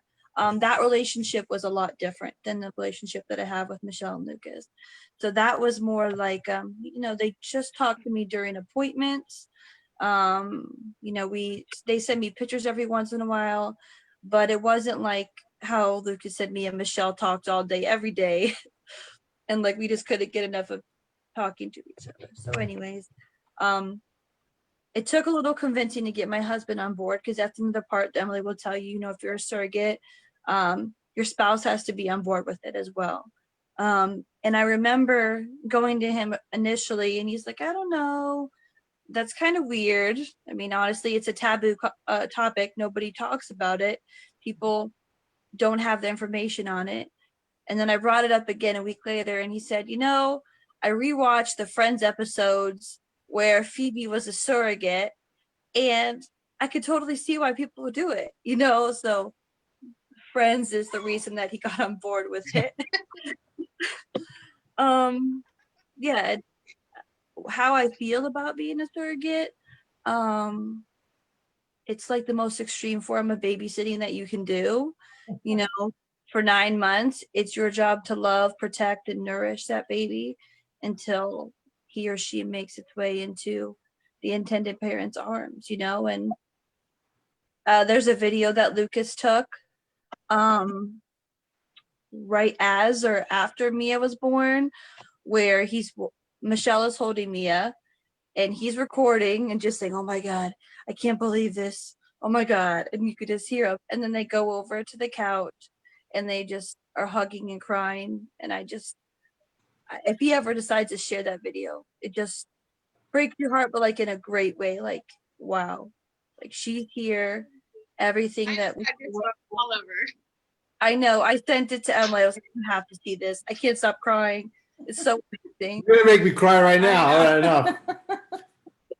But it was just like that moment when you see, in this case, Michelle and Lucas with their baby, it's like, you can do this, I think another part of it is like, I have a lot of friends that I talk to about being a surrogate, and they say, I could never do that. I could never do that. I'd be way too attached to the baby. And I think it's just important to remember, biologically, that baby's not yours whatsoever. It's just your job to take care of him or her. And it's not to say you don't get emotional. Like, I remember a day or two after, I think I texted Michelle, and I'm like, I'm feeling kind of sad today, and it's my hormones, I know, but like, Mia was my belly buddy for 9 months, and now she's gone. She said, don't be sad, let's get on a Skype call and let's let you see Mia, and I get pictures of her, and Lucas posts picture of Mia like constantly, so that helps, and Michelle and Lucas are like my family. Yeah, I know. Love you. I remember when Mia was born and I was running with the camera, and I just, if you hear like what I'm saying in the video, I'm going, Brittany, Brittany, Brittany, I can't believe Brittany. Meanwhile, Michelle's crying with Mia like on her chest because Mia went straight to Michelle's skin, which was a decision that they made together. So like literally she was born and went directly to Michelle's chest. And all I kept saying was, Brittany, like you're the greatest, Brittany. Like I didn't know what to say. I just kept saying, Brittany. And I listened back to the video and I'm like, I sound like such an ass. But it was like I was so taken by the whole moment. And you hear about like all my friends that have kids, they're like, dude, wait till you have a kid. When that baby's born, your life changes. You don't know what it is until you actually see it happen and hold your child. Like, it's so true. I mean, I waited a long time to have kids. Those of you who think I'm in my 40s, I love you. But I definitely, I kept saying Brittany's name because I was so like, I didn't know what to say. How do you thank the person that just gave you life? And I think what I was trying to say was thank you in that video, but I didn't know how to put it into words. So I just kept like screaming her name, Brittany. Oh my God, Brittany. You know, and I look back at it now and I'm like, what the hell was I saying? But in reality, I was trying to say thank you and I didn't know how to put it into words because just saying those two words, thank you, like I feel like it's just not enough. No.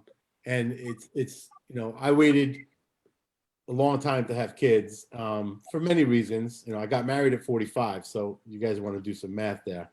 And the truth is, it was definitely worth the wait, but that moment was something that I can never describe into words. Yes.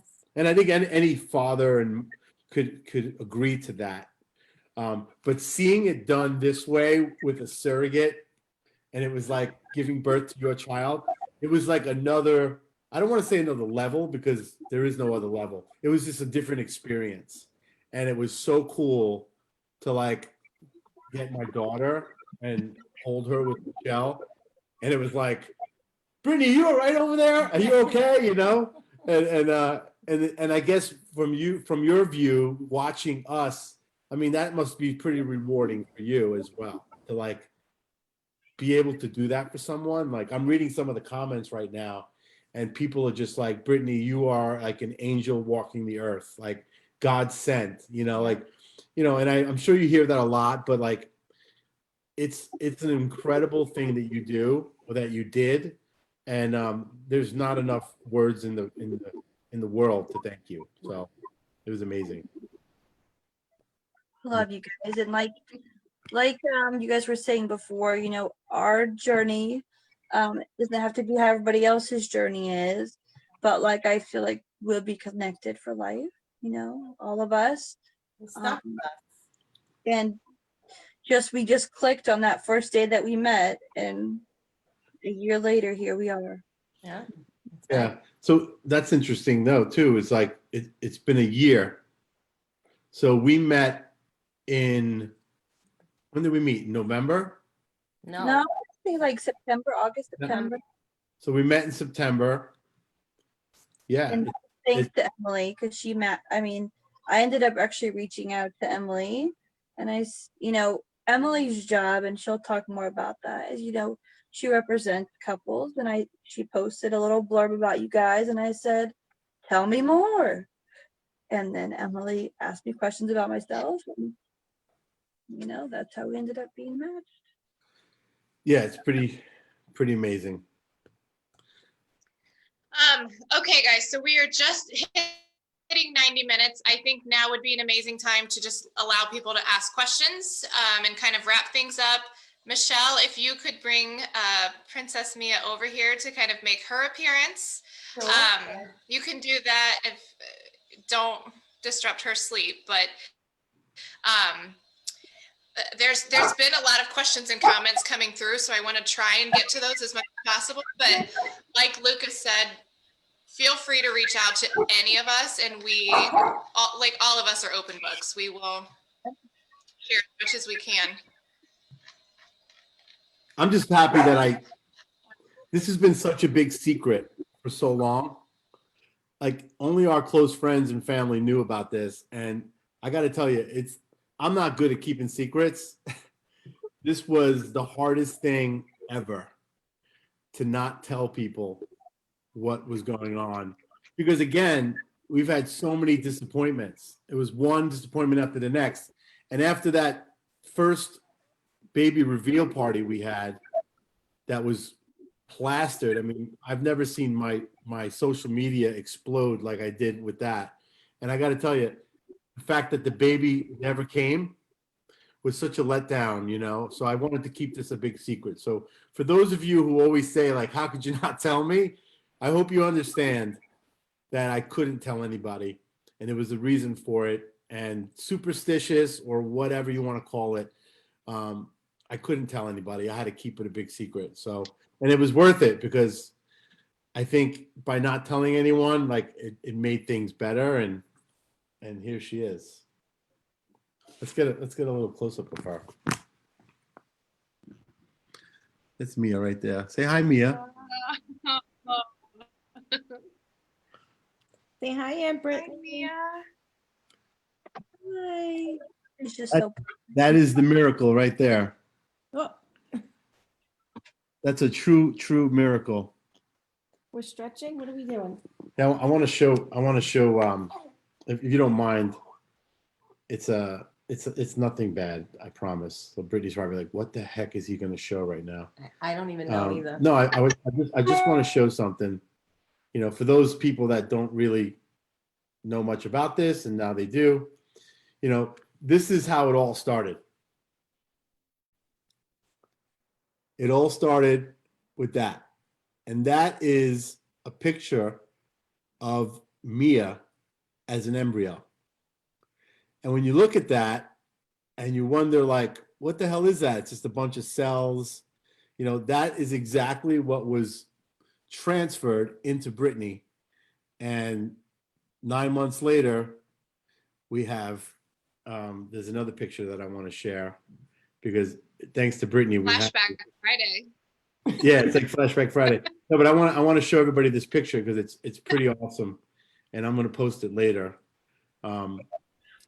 Brittany got us a onesie that says "the little embryo that could," and I just showed you the embryo, and that embryo became that. So, this is an incredible journey. It takes a while. You need a lot of patience. It's obviously not cheap. You have to figure out how to do it. There's costs involved, and there's fees, and there's insurance, and it's not an easy thing to do, but it's all worth it when you get one of these. I don't know. I'm babbling now, but I think that was, from the embryo picture to that, it's a miracle. It really is a miracle. So as we wrap up, because there's still so many people on, and the love for Mia is just pouring, especially from Grandma Mary. As we kind of close out, Lucas and Michelle, if you could just give your one piece of advice for anybody who's going through,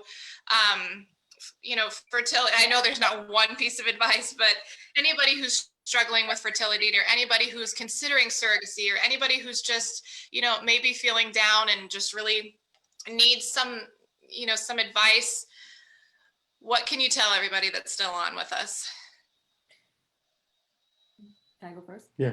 My piece of advice is, when I was going through all of this and I was having all of my losses, I had a friend who was going through IVF at the same time I was, and she kept telling me that it's hell on earth.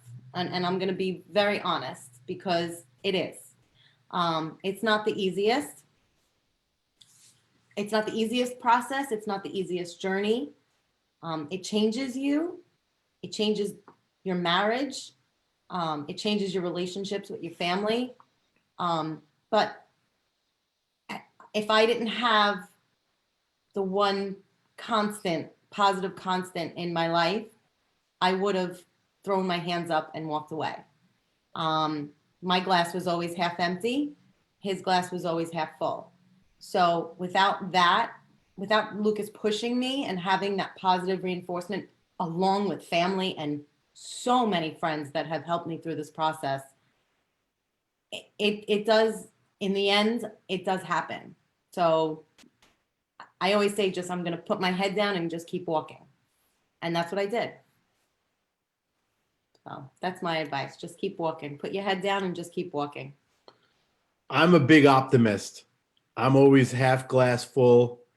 I've always been told that I wasn't good enough to do something, or it wasn't going to work out, or the odds are against you. I've my whole life since I was a kid, and it's always come into play with with whether it was sports, whether it was my career. Um, everyone always said it's too tough, it's too hard, it's never going to happen. The odds are against you. And I've always broken through that wall. I've never let anybody tell me that it's impossible. So I've always stayed positive about this. And again, I'm not the one physically going through it. For a woman to go through this physically and mentally, and to lose a baby or two or more, I mean, it's such a devastating thing to deal with.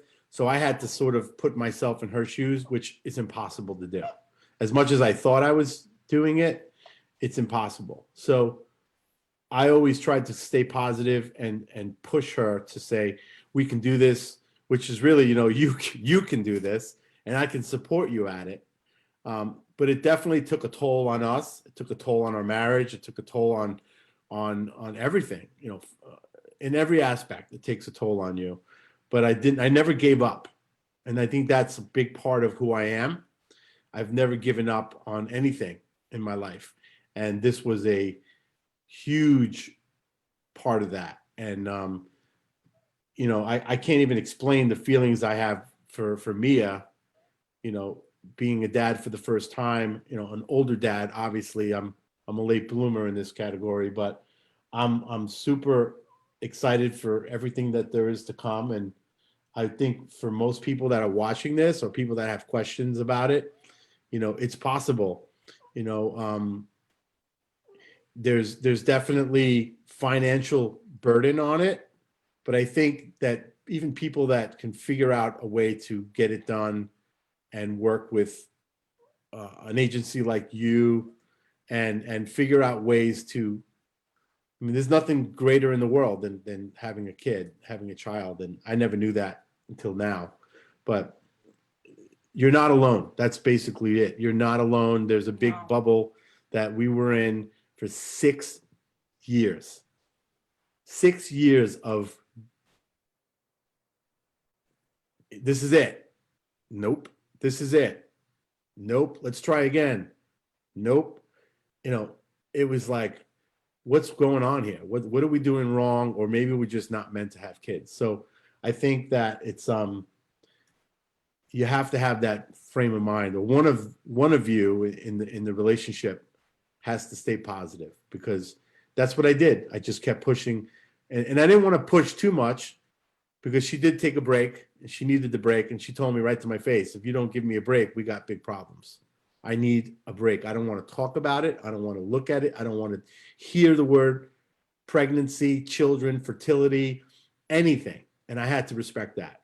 And it wasn't easy, because I'm thinking like my clock's ticking and I'm only getting older and I want kids. So it's a lot of like respecting her space and when she's ready to do it again and talk about it. And thank God she was. So, you know, Be there's patient. you need patience, but there's answers out there. There's all kinds of options, but this was our option. And there's, thank God there's people like you and Brittany out there that can guide you in the right direction. And Alan Dalton, I have to say his name again, because without Alan, I wouldn't have met you. And he was definitely a big part of, you know, and he checks up on us all the time since we found Brittany. Uncle Alan. He checks up on us all. He's like, you know, He's on here right now listening. is he really? He what did he say to us? He said it to me. He said, if there's anything in my life that I want to look back on and say, you know, obviously his children being born and all that stuff, that's a given. But he goes like, this will make me feel so good about my life. Right. This will give me such purpose in life that I had something to do with this. And now I know what he means. It was big. And he checks up on us all the time. And he's like the fact that he was the one to make the connection, like it's amazing. And we thank God for, I've known Alan for 25 years. I've worked with Alan, and he happened to read my letter, you know? And it's funny because some people don't check their emails on Facebook. I get emails from people like in the last few months, and they're like, oh, I just read your email. Yeah. I'm like, I sent that like in 2018, you know? But all it takes is that one person to take interest and to reach out to someone, and that's what happened, and that's how we met you, and that's how this whole journey started. And here we are with a beautiful baby that's sleeping right now, but healthy, happy, funny. She's only 7 weeks old, and we are so in love and over the moon. And she is a little rock star in our life, and she's got a lot of fans. She doesn't even know it yet. She's got a lot of fans. So I think I need to get a PO box. There's more people reaching out that want to send me a gift. It's time to get a PO box. But she's lovely. There you go. And I just want to say thank you to the both of you for coming on and doing this. And everybody that's watching, sorry it took so long, but I promised everybody that I would tell my story and Michelle's story. And I hope you guys got something out of it. Yeah. You know, and if you know someone at work, someone at school, someone in the neighborhood that's going through this, you know, surrogacy is a great option. And I know single women that do surrogacy. There's single men that do surrogacy. There's obviously gay couples, lots of gay couples that do surrogacy. You know, Dwayne Wade and his wife just recently did a very public surrogacy journey. Anderson Cooper just had a surrogate child. There's a lot. Kim Kardashian, obviously, she's done like 3, I think now. There's nothing wrong with it. And I want people to understand that there's no taboo here. The whole purpose of this video and this conversation was to shed light and let people know that it's okay. There's nothing wrong with it. And sometimes it's the only option you have. So I'll leave it at that. Girl dad, Awesome. girl dad, girl dad. Oh boy. Brittany, are you laughing at me again? He said one piece of advice you give, and you just keep on going. I just love you so much. Just think she has to live with me. I know. It's insane. She's going to be flying down saying, Aunt Brittany, I need a vacation from my dad. Could a 7-week-old baby already be kind of annoyed at their dad? You think? Yes. You have selective hearing at that age. I think she rolled her eyes at me the other day. She's only 7 weeks.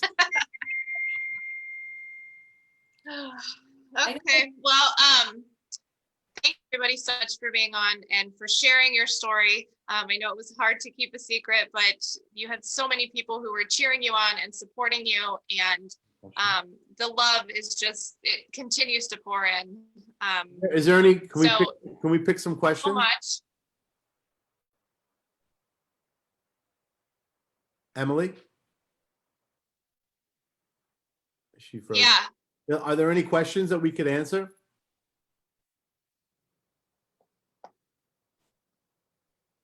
let me pull it up here. I think there was one question, and I think you and Brittany could answer it.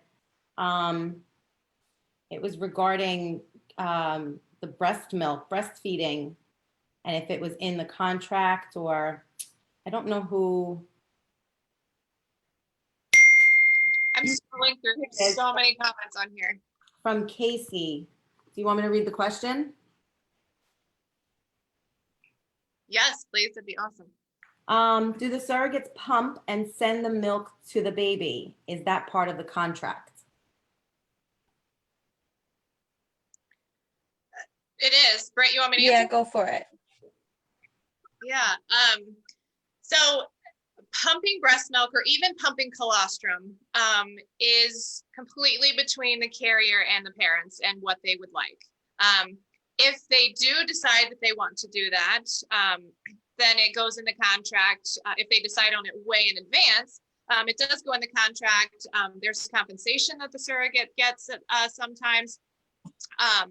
But sometimes, they might be in the hospital, and after birth, they might be able to give a little bit of colostrum. We always kind of, shy away and say that we do not recommend the surrogate ever breastfeeding the baby. However, pumping for the baby, or even trying to get that colostrum and using a syringe for feeding, or trying to get milk for however long that each parties decide, is something that absolutely happens. It's very common. Britt, did you do it for any of your journeys, for either of yours? I did not. Nope. And I think Okay. that was the conversation Michelle and I had, when we originally were talking about what we wanted our journey to look like. Do they want to be in the delivery room? What do we want to do after? And like you said, breastfeeding is such an intimate thing. So I think that's why we kind of agreed, we just didn't want to go that route. Perfectly normal if you do. There's a question here. Someone's asking, do we plan on telling Mia the story when she's old enough? And the answer is, well, first of all, this video will probably live online forever because that's just how the internet works. But yeah, I mean, we wouldn't be doing this if we didn't want her to know. And we don't know the right way or the wrong way, but I'm sure that when it comes time and she's old enough to explain to her how she came into this world, I think as parents, we're going to do the best job we can to explain that. And obviously, there's no pictures of Michelle with a belly. There's no pictures of Michelle giving birth. So it'll be a different conversation. But I think it's, it's 2020. We could have these conversations. I think the world is changing and science is a big part of the world, and she's going to know exactly what happened.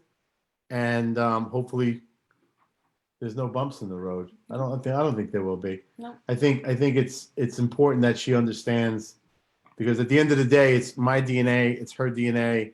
I think she looks a little bit like me, just a little bit. And Michelle, she has Michelle's nose for sure. But I think the answer is yes. We're gonna do our best to explain the journey of Mia, and I have so much stuff documented in videos and pictures, and it'll be hard not to tell her. Anything else on there? There's a question that just came up. Did they allow both of you in the delivery room? So that's a great question. Up until 2 weeks prior to the delivery, Michelle and I were both not allowed in the room because of COVID. And it turned out that the week we were leaving for Florida, because we quarantined in South Florida for 2 weeks before we went to Tampa because of COVID, we got a phone call telling us that we would be the first couple in that hospital, which was what's it called again? Bayfront, baby. It's a Johns Hopkins hospital in Clearwater. No, in St. Petersburg. We were the first couple to be allowed in the room with a surrogacy pregnancy since COVID started. So we totally lucked out, because I had it in my mind on my way to Florida that I was not going to be in the delivery room, and I accepted it. I literally I told myself, don't get upset. You're just not allowed in the room because of the circumstances. And when I found out that I was going to be in the room, I just can't imagine not being in the room for what I experienced. That was the craziest thing I've ever seen in my life. It was an amazing experience for me. And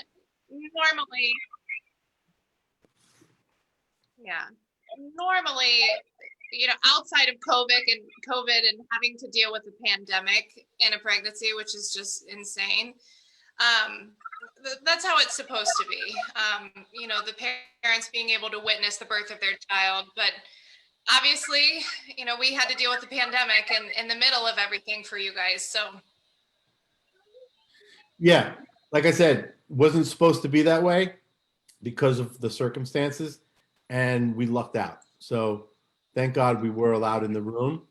And we discussed with Brittany and her husband the way it would work out, where I would be standing, you know, in the back. And Michelle was definitely, It was something I don't think I would ever experience or feel again, because that was incredible.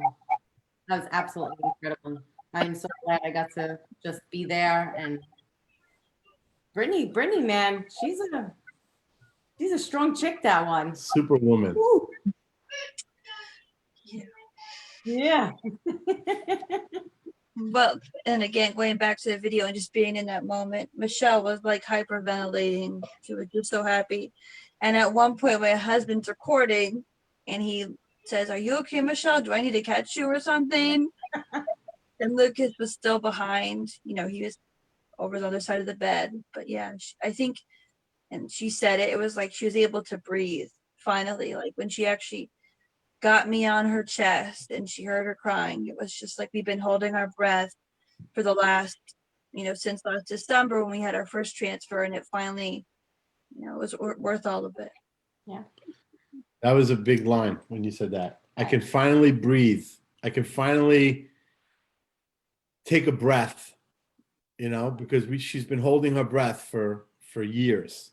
Yeah. And it was definitely a moment. Definitely a moment.